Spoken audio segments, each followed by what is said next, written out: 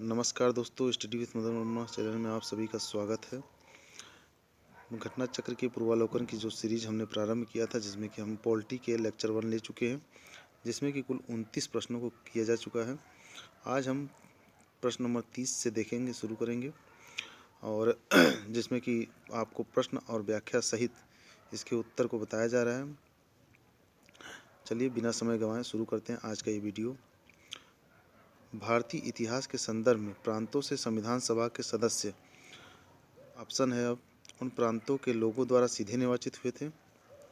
यानी जो भारतीय इतिहास जो संविधान सभा बनी थी उसके सदस्य कैसे निर्वाचित हुए, जैसे प्रश्न में ये पूछा जा रहा है। तो इसमें उत्तर दिया है कि उन प्रांतों के लोगों द्वारा सीधे निर्वाचित हुए थे, भारतीय राष्ट्रीय कांग्रेस तथा मुस्लिम लीग द्वारा निर्वाचित हुए थे, प्रांतीय विधानसभाओं द्वारा निर्वाचित हुए थे, या फिर सरकार द्वारा संवैधानिक मामलों में उनकी विशेषज्ञता के लिए चुने गए थे। तो जैसा कि आप लोगों जानते हैं कि जो संविधान सभा के सदस्य थे वो विधानसभा के सदस्यों द्वारा निर्वाचित हुए थे। तो इसमें आंसर क्या हो जाएगा? सी सही हो जाएगा। ठीक है, इसकी व्याख्या देख लेते हैं हम लोग। देखिए, कैबिनेट प्रतिमंडल 1946 द्वारा सिफारिश की गई योजना के अनुसार, यानी कैबिनेट मिशन कब आया था? 1946 में। इस कैबिनेट मिशन की योजना की सिफारिश के अनुसार प्रांतीय विधानसभाओं के सदस्यों द्वारा अप्रत्यक्ष निर्वाचन से संविधान सभा के सदस्य निर्वाचित हुए थे। यानी प्रांतीय विधानसभाओं के सदस्यों द्वारा अप्रत्यक्ष निर्वाचन से संविधान सभा के सदस्य निर्वाचित हुए थे। यानी संविधान सभा के सदस्य कैसे निर्वाचित हुए थे? तो विधानसभा के सदस्यों द्वारा निर्वाचित हुए थे। 1935 के अधिनियम के अनुसार मताधिकार कर शिक्षा एवं संपत्ति के आधार पर सीमित था। ठीक है, जो मताधिकार था वह शिक्षा एवं संपत्ति के आधार पर सीमित था। आइए नेक्स्ट क्वेश्चन देखते हैं। संविधान सभा में सदस्यों का चुनाव कैसे हुआ था? तो संविधान सभा में अभी आपने पढ़ा कि सदस्यों का चुनाव कैसे हुआ था, तो ये प्रांतीय विधान सभाओं द्वारा हुआ था। कैसे हुआ था? प्रांतीय विधान सभाओं के सदस्यों द्वारा हुआ था। आइए नेक्स्ट क्वेश्चन देखते हैं। संविधान सभा के चुने हुए अस्थायी सदस्य कौन थे?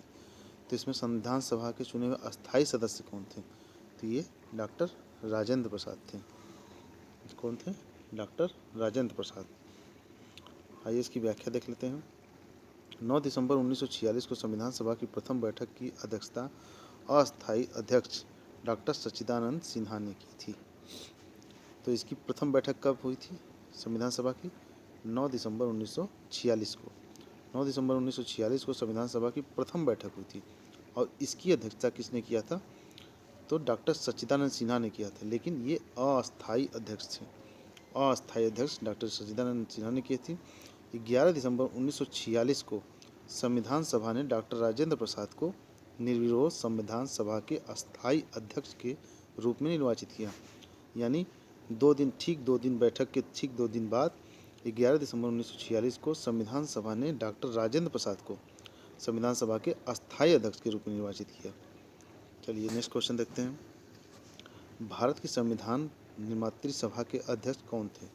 भारत के संविधान निर्मात्री सभा के अध्यक्ष कौन थे? तो ये थे डॉक्टर राजेंद्र प्रसाद। चलिए नेक्स्ट क्वेश्चन देखते हैं।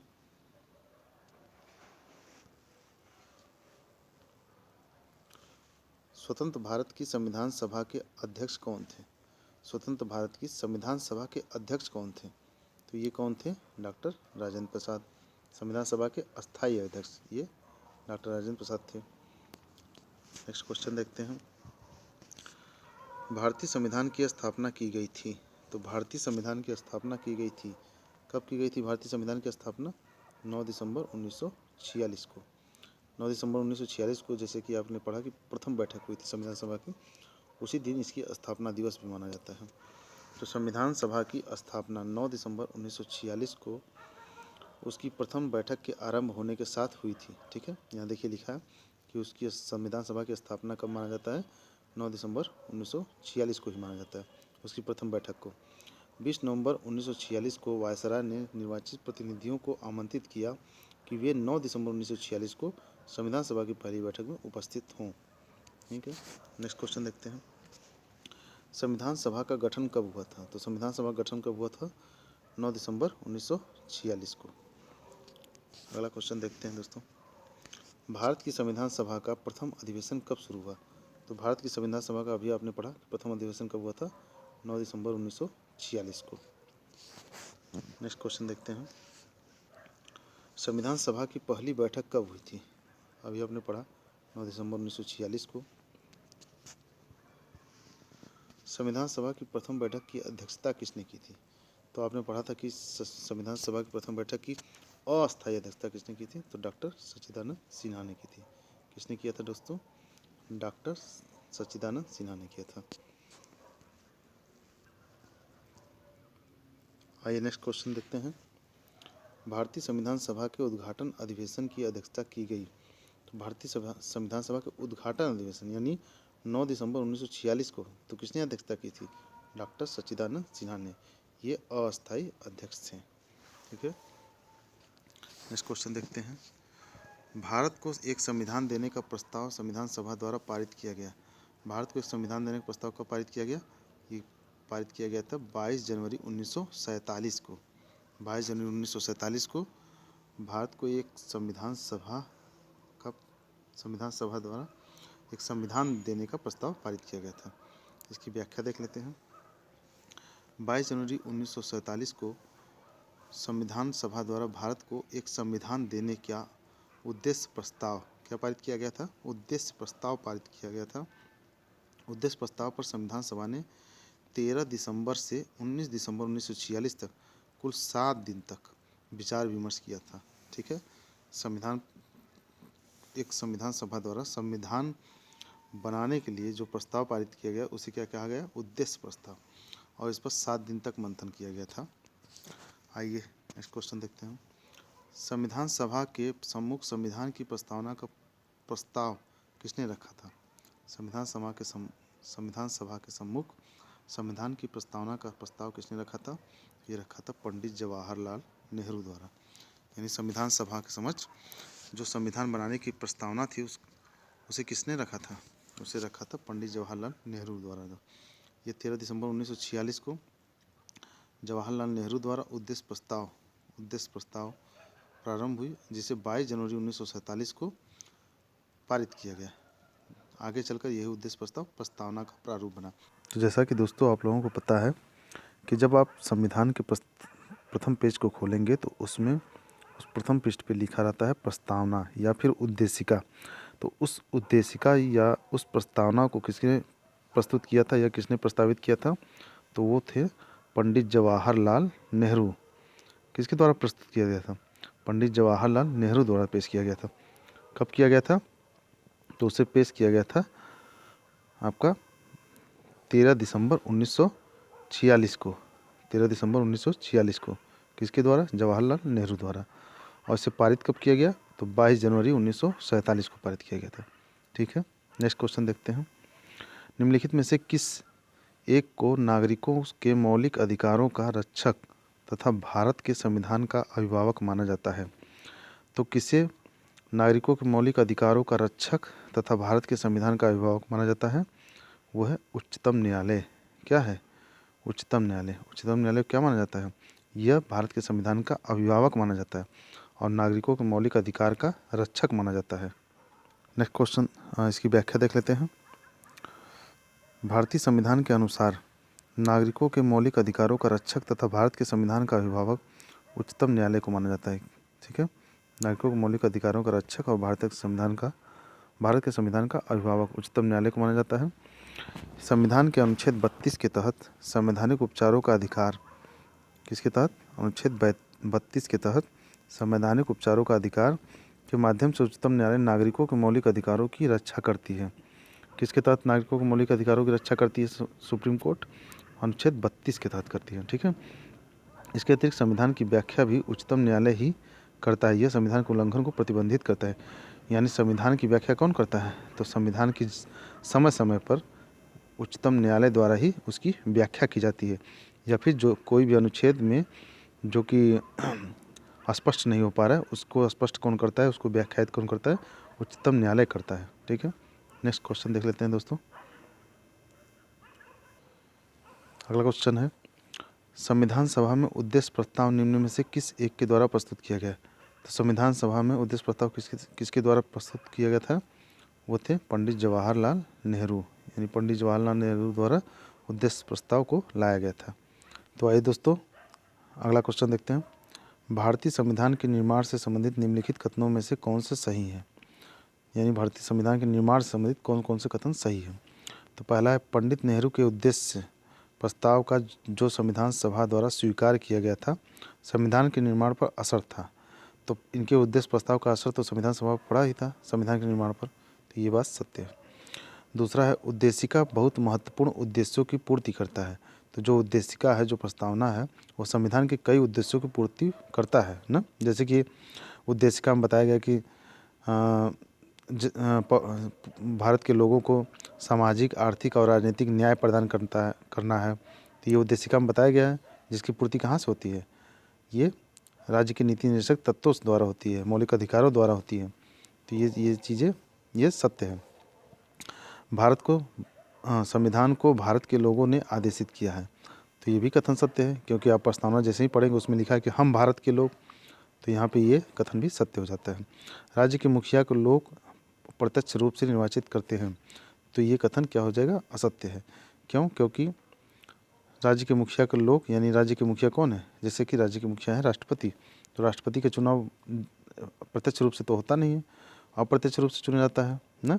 विधानसभा के लोग और संसद के सदस्य जो है, विधानसभा के सदस्य और संसद के सदस्य मिलकर राष्ट्रपति का चुनाव करते हैं। तो ये कथन गलत हो जाएगा। यानी इसमें से कौन कौन से आंसर सही हो जाएंगे? विकल्प हो जाएगा ए सही, 1, 2, 3। इसकी व्याख्या देख लेते हैं। भारतीय संविधान के तहत राज्य के मुखिया अर्थात राष्ट्रपति का निर्वाचन लोगों द्वारा प्रत्यक्ष रूप से नहीं बल्कि अप्रत्यक्ष रूप से जनप्रतिनिधियों यानी संसद और विधानसभा के निर्वाचित सदस्यों के माध्यम से किया जाता है। ठीक है। तो राष्ट्रपति का निर्वाचन कैसे होता है? संसद में लोकसभा और राज्यसभा दोनों आएगी, और राज्यों की विधानसभा के निर्वाचित सदस्य, केवल विधानसभा के, न कि विधान परिषद के। ठीक है। विधानसभा के निर्वाचित सदस्यों के माध्यम से राष्ट्रपति का चुनाव होता है। अगला क्वेश्चन देखते हैं।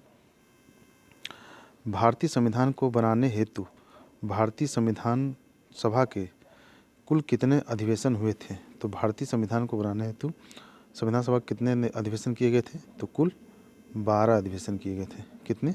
12 अधिवेशन किए गए थे। आइए व्याख्या देख लेते हैं। भारतीय संविधान के निर्माण में संविधान सभा को 2 वर्ष 11 माह 18 दिन लगे थे। कितना लगा था संविधान सभा को संविधान का निर्माण करने में? तो ये लगा था 2 वर्ष 11 माह 18 दिन का समय लगा था। इस दौरान इसके कुल 11 अधिवेशन, कितने अधिवेशन हुए थे? कुल 11 अधिवेशन हुए थे, और 11 अधिवेशन के अंतिम दिन यानी 26 नवंबर 1949 को संविधान को अंगीकृत किया गया था। कब संविधान को अंगीकृत किया गया था? ये 26 नवंबर 1949 को किया गया था। यानी 26 नवंबर 1949 को संविधान हमारा बनकर तैयार था। इन 11 अधिवेशनों के अतिरिक्त संविधान सभा पुनः 24 जनवरी 1950, कब? 24 जनवरी 1950 को समवेत हुई थी, जबकि सदस्यों द्वारा भारत के संविधान पर हस्ताक्षर किए गए थे। इस प्रकार सही विकल्प सी होगा। तो 24 जनवरी 1950 को समवेत हुई, और जबकि सदस्यों द्वारा भारत के संविधान पर हस्ताक्षर किए गए। यानी संविधान पर हस्ताक्षर कब किए गए थे?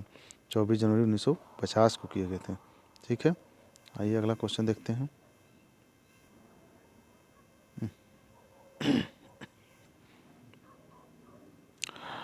तो नेक्स्ट क्वेश्चन देखते हैं दोस्तों। भारत के संविधान के निर्माण में संविधान सभा को कितना समय लगा था? तो भारत के संविधान को बनाने में संविधान सभा को कितना समय लगा था? 2 वर्ष 11 माह 18 दिन लगा था। ठीक है। अगला क्वेश्चन देखते हैं। ये सूची एक्स को सूची वाई से सुमेलित करना है। आइए देखते हैं। संविधान सभा के पहले उपाध्यक्ष कौन थे? ये थे संविधान सभा के पहले उपाध्यक्ष कौन थे? तो ये थे आपके H.C. मुखर्जी। संविधान सभा के पहले उपाध्यक्ष H.C. मुखर्जी।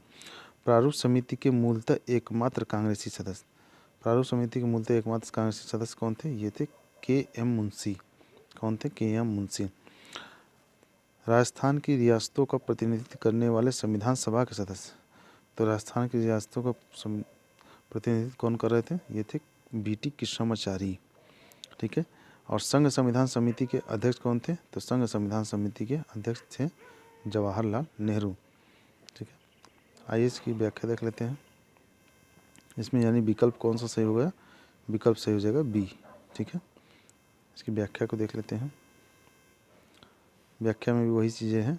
संविधान सभा के पहले उपाध्यक्ष एस.सी. मुखर्जी, प्रारूप समिति के मूलतः एकमात्र कांग्रेसी सदस्य के.एम. मुंशी, राजस्थान की रियासतों का प्रतिनिधित्व कौन कर रहा था? वी.टी. कृष्णामाचारी, और संघ संविधान समिति के अध्यक्ष कौन थे? जवाहरलाल नेहरू। ठीक है, नेक्स्ट क्वेश्चन देखते हैं। निम्नलिखित में से संविधान सभा की संघ संविधान समिति के अध्यक्ष थे। अभी आपने पढ़ा कि संघ संविधान समिति के अध्यक्ष कौन थे? तो पंडित जवाहरलाल नेहरू थे। इसकी व्याख्या देख लेते हैं। संविधान सभा ने संघ संविधान समिति सहित कुल 8 प्रमुख समितियों, कितनी समितियों? कुल 8 प्रमुख समितियों का गठन किया था। संघ संविधान समिति के अध्यक्ष पंडित जवाहरलाल नेहरू थे। मुख्य समितियां एवं उनके अध्यक्ष इस प्रकार हैं। तो कौन कौन से हैं? नियम समिति के अध्यक्ष कौन थे? डॉक्टर राजेंद्र प्रसाद। संचालन समिति के अध्यक्ष कौन थे? तो डॉक्टर राजेंद्र प्रसाद। और रियासत समिति के अध्यक्ष कौन थे? तो डॉक्टर राजेंद्र प्रसाद। यानी नियम समिति, संचालन समिति और रियासत समिति, इन तीनों के अध्यक्ष कौन थे? तो डॉक्टर राजेंद्र प्रसाद थे। अगला देखिए, प्रारूप समिति के अध्यक्ष कौन थे? तो डॉक्टर भीमराव अंबेडकर थे। प्रारूप समिति के अध्यक्ष कौन थे? डॉक्टर भीमराव अंबेडकर थे। सलाहकार समिति के अध्यक्ष कौन थे? तो सरदार वल्लभ भाई पटेल थे। और इस समिति की 2 उप समितियाँ भी थी। किसकी? सलाहकार समिति की 2 उप समिति कौन कौन सी थी? मूल अधिकार उप समिति, इसके अध्यक्ष कौन थे? तो जे.बी. कृपलानी थे। और एक अल्पसंख्यक समिति, इसके अध्यक्ष कौन थे? एच.सी. मुखर्जी थे। फिर देखिए, संघ शक्ति समिति, इसके अध्यक्ष कौन थे? पंडित जवाहरलाल नेहरू थे। और संघ संविधान समिति के अध्यक्ष कौन थे? पंडित जवाहरलाल नेहरू थे। और प्रांतीय, देखिए 2 चीज़ें हैं। एक संघ संविधान समिति है जिसके अध्यक्ष पंडित जवाहरलाल नेहरू हैं, और दूसरी है प्रांतीय संविधान समिति, तो इसके अध्यक्ष कौन है? सरदार वल्लभ भाई पटेल। ठीक है, तो इन दोनों में अंतर देख लीजिएगा, संघ है और ये प्रांतीय है। ठीक है, अगला क्वेश्चन देखिए।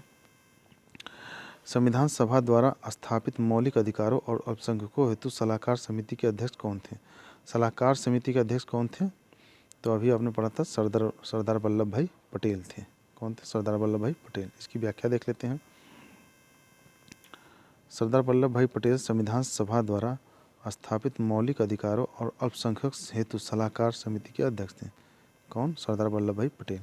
ये मौलिक अधिकारों और अल्पसंख्यकों मामलों की जो सलाहकार समिति थी उसके अध्यक्ष थे सरदार वल्लभ भाई पटेल, जबकि मूल अधिकार उप समिति के अध्यक्ष जे.बी. कृपलानी तथा अल्पसंख्यक उप समिति के अध्यक्ष एच.सी. मुखर्जी थे, जैसा कि आप लोगों ने आगे पढ़ा। आइए नेक्स्ट क्वेश्चन देखते हैं। संविधान सभा की प्रांतीय संविधान समिति का अध्यक्ष कौन था? तो प्रांतीय संविधान समिति के अध्यक्ष कौन है? सरदार वल्लभ भाई पटेल। और संघ संविधान समिति के अध्यक्ष कौन थे? तो ये थे पंडित जवाहरलाल नेहरू। ठीक है, आइए, भारतीय संविधान सभा की प्रारूप समिति के अध्यक्ष, तो प्रारूप समिति के अध्यक्ष जैसा कि आप सभी लोग जानते हैं डॉक्टर भीमराव अंबेडकर थे। प्रारूप समिति के अध्यक्ष कौन थे? Doctor B R. अंबेडकर, यानी भीमराव अंबेडकर थे।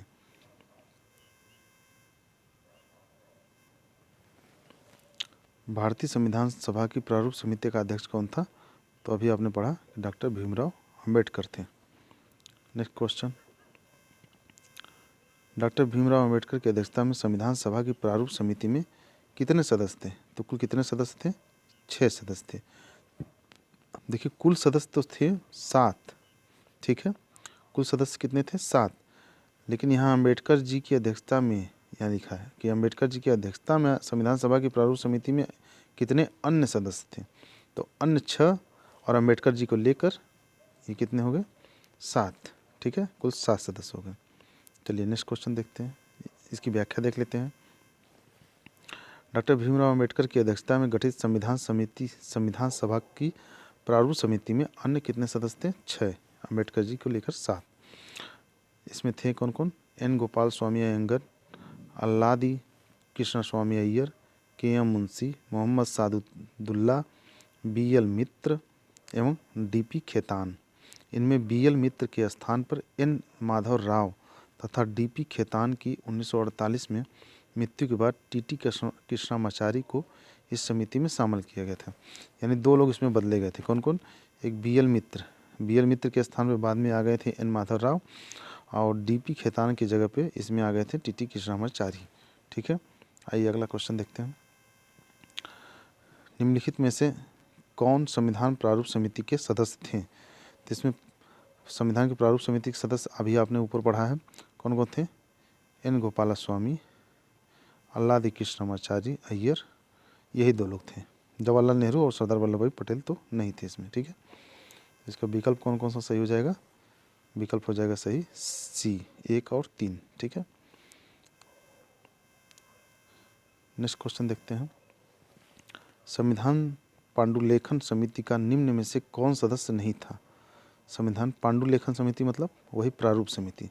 तो इसमें मोहम्मद सादुल्लाह थे ही, सादुल्लाह के मुंशी थे ही, AK अय्यर थे ही, केवल पंडित जवाहरलाल नेहरू इसमें नहीं थे। ठीक है, अगला क्वेश्चन देखते हैं। संविधान सभा ने डॉक्टर भीमराव अंबेडकर की अध्यक्षता में प्रारूप समिति का गठन कब किया था? तो प्रारूप समिति का गठन अंबेडकर की अध्यक्षता में कब किया गया था? 29 अगस्त 1947 को, 29 अगस्त 1947 को किया गया था। इसकी व्याख्या देख लेते हैं। संविधान सभा के प्रारूप पर विचार करने हेतु संविधान सभा द्वारा 29 अगस्त 1947 को संकल्प पारित करके डॉक्टर भीमराव अंबेडकर की अध्यक्षता में प्रारूप समिति का गठन किया गया था। कब किया गया था? 29 अगस्त 1947 को। किसकी अध्यक्षता में? डॉक्टर भीमराव अंबेडकर की। और ये कौन सी समिति थी? तो प्रारूप समिति गठन किया गया था। ठीक है, अगला क्वेश्चन देख लेते हैं। भारतीय संविधान के निर्माण के समय संवैधानिक सलाहकार कौन थे? तो संवैधानिक सलाहकार कौन थे? डॉक्टर BN राव थे। ठीक है, अगर आपसे कहीं भी पूछा जाए कि भारतीय संविधान के संविधान सभा के सलाहकार कौन थे, संविधान सभा के सलाहकार कौन थे, तो डॉक्टर BN राव थे। ठीक है, इसकी व्याख्या देख लीजिए। इसमें वही लिखा गया था कि संविधान सभा के निर्माण में इनका पूरा नाम क्या था? BN राव का बेनेगल नरसिम्हा राव को संवैधानिक सलाहकार नियुक्त किया गया था। ठीक है, नेक्स्ट क्वेश्चन देखते हैं।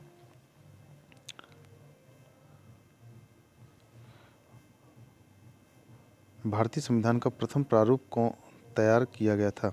भारतीय संविधान का प्रथम प्रारूप तैयार किया गया था। प्रथम प्रारूप कैसे, किसके द्वारा तैयार किया गया था? तो ये डॉक्टर BN राव द्वारा तैयार किया गया था। ठीक है, BN राव द्वारा संविधान सभा का प्रथम प्रारूप तैयार किया गया था। इसकी व्याख्या को देख लेते हैं। संविधान सभा के संवैधानिक सलाहकार BN राव द्वारा संविधान का पहला प्रारूप तैयार किया गया था, जिस पर विचार एवं परिवर्तन करके प्रारूप समिति द्वारा संविधान सभा के समक्ष संविधान का मसौदा प्रस्तुत किया गया। BN राव के मूल प्रारूप में 243 अनुच्छेद, कितने? 243 अनुच्छेद और 13 अनुसूचियाँ थीं। ठीक है, ये प्रथम प्रारूप किसके द्वारा तैयार किया गया था? तो BN राव द्वारा तैयार किया गया था। और ये क्या थे? तो ये संवैधानिक सलाहकार थे। ठीक है, अगला क्वेश्चन। भारत की संविधान सभा ने राष्ट्रीय ध्वज को सर्वप्रथम कब स्वीकार किया? तो भारत की संविधान सभा ने राष्ट्रीय ध्वज को कब स्वीकार किया गया था? ये स्वीकार किया गया था 22 जुलाई 1947 को। ठीक है, हमारा राष्ट्रीय ध्वज कब स्वीकार किया गया था? ये 22 जुलाई 1947 को स्वीकार किया गया था। ठीक है, इसकी व्याख्या देख लीजिए आप। भारत की संविधान सभा ने अपने चौथे अधिवेशन 14 जुलाई 1947 को से 31 में 22 जुलाई 1947 को भारत का राष्ट्रीय ध्वज स्वीकार किया था। ठीक है, आइए अगला क्वेश्चन देखते हैं दोस्तों। संविधान निर्माती परिषद की झंडा समिति के अध्यक्ष कौन थे? झंडा समिति के अध्यक्ष कौन थे? डॉक्टर राजेंद्र प्रसाद। कौन थे? डॉक्टर राजेंद्र प्रसाद। दोस्तों ये क्वेश्चन बड़ा ही विवादित था बीच बीच में, और इस पर अक्सर लड़के कंफ्यूज हो जाते हैं कि इसमें वास्तव में आंसर कौन सही है। बहुत लोग इसको JB की प्लानिंग मार देते हैं, बहुत लोग डॉक्टर राजेंद्र प्रसाद। तो इसकी व्याख्या देख लेते हैं, इसमें स्पष्ट हो जाएगा कि वास्तव में इसका आंसर क्या है। ठीक है, और कैसे था। तो देखिए इसमें लिखा है भारतीय इतिहास में 2 झंडा समितियों का विशेष उल्लेख मिलता है। ठीक है, 2 झंडा समितियां थीं। एक 2 अप्रैल 1931 को कांग्रेस के कराची अधिवेशन में गठित झंडा समिति, जिसके अध्यक्ष सरदार वल्लभ भाई पटेल थे। ठीक है, कब? ये 1931 की बात है। 1931 में कराची में जो अधिवेशन हुआ था, उस झंडा समिति के अध्यक्ष थे सरदार वल्लभ भाई पटेल, तथा शेष 6 सदस्य थे। उसमें ये अब्दुल कलाम, तारा सिंह, जवाहरलाल नेहरू, डीबी केलकर, ये लोग थे, ठीक है। और दूसरा, एक तदर्थ झंडा समिति का गठन संविधान निर्माती परिषद के 23 जून 1947 को, कब, 23 जून 1947 को किया गया था, जिसके अध्यक्ष डॉक्टर राजेंद्र प्रसाद थे, ठीक है। ये संविधान निर्माती परिषद द्वारा ये इस झंडा समिति का गठन किया गया था और इसके अध्यक्ष डॉक्टर राजेंद्र प्रसाद थे। और इसमें अन्य सदस्य Abul Kalam Azad, Sarojini Naidu, C Rajagopalachari, K Munshi, doctor B R Ambedkar, ये लोग थे। यहाँ संविधान निर्माती परिषद द्वारा गठित झंडा समिति का अध्यक्ष पूछा गया, यानी संविधान निर्माती परिषद द्वारा जो झंडा समिति है उसके अध्यक्ष पूछा गया। तो इसमें विकल्प कौन सा सही होगा, बी, यानी डॉक्टर राजेंद्र प्रसाद। आचार्य JB कृपलानी किसी झंडा समिति के अध्यक्ष या सदस्य नहीं रहे, जैसा कि कतिपय अपर्याप्त स्रोतों वाली पुस्तकों में वर्णित मिलता है। कहना ये क्वेश्चन कुछ दिनों तक पहले विवादित था, जिसमें कि स्पष्ट नहीं हो पा रहा था कि JB कृपलानी है कि डॉक्टर राजेंद्र प्रसाद है, ठीक है। अब आप लोगों को स्पष्ट हो गया होगा। चलिए अगला क्वेश्चन देखते हैं। भारत की संविधान सभा ने राष्ट्रीय ध्वज का प्रारूप 22 जुलाई 1947 को अपनाया था। अच्छा, निम्नलिखित कथनों पर विचार कीजिए। इसमें विचार करना है कि इसमें से कौन कौन से कथन क्या हैं, सही हैं या फिर कौन से गलत हैं। तो भारत की संविधान सभा ने राष्ट्रीय ध्वज का प्रारूप 22 जुलाई 1947 को अपनाया था, सही है, ये सही है, ठीक है। अभी आप लोगों ने ऊपर पढ़ा था। राष्ट्रीय ध्वज के बीच चक्र में 21 तीलियाँ हैं, ये सही कि गलत, ये क्या है, गलत है। क्यों, क्योंकि कितनी तीलियाँ होती हैं, 24 तीलियाँ होती हैं, ठीक है।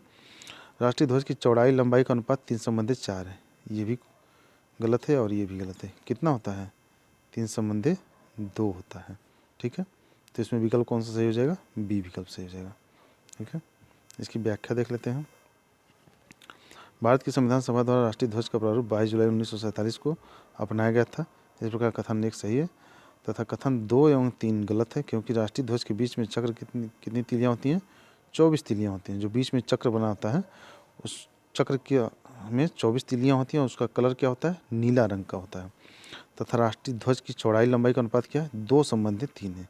सॉरी, मैंने आपको 3/2 बता दिया था, जो कि क्या होगा, 2/3 होगा, ठीक है। आइए अगला क्वेश्चन देखते हैं। संविधान सभा में भारतीय संविधान का तृतीय वाचन कब प्रारंभ हुआ था। तो इसमें देखिए विकल्प में ये जो जितने सारे विकल्प दिए गए तृतीय वाचन, इसमें से कोई भी आंसर सही नहीं है, इसलिए इसकी व्याख्या देखते हैं। व्याख्या देखकर समझते हैं।